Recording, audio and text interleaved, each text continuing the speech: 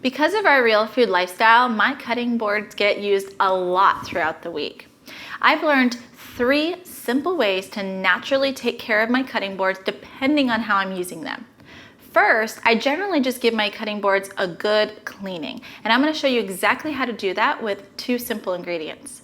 Now, sometimes, a lot of the times, I'm cutting garlic and onions, and I really don't want those odors creeping into my cutting boards and lingering there, so I will deodorize my cutting boards with 2 simple ingredients.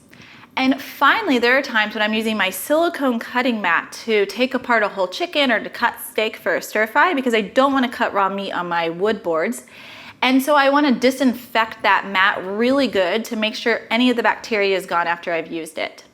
Well, today I'm going to show you 3 simple ways to naturally take care of your cutting boards and to make sure they are clean and smell great. To clean your cutting board, all you need is Castile soap or a natural dish soap and hot water. Simply apply these ingredients to a rag or a sponge and then wipe down your cutting board and rinse it off with more hot water.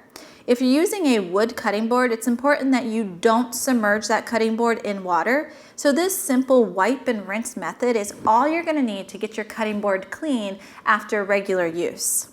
To deodorize your cutting board, you'll need 1/3 cup of coarse salt and half a lemon or your hands.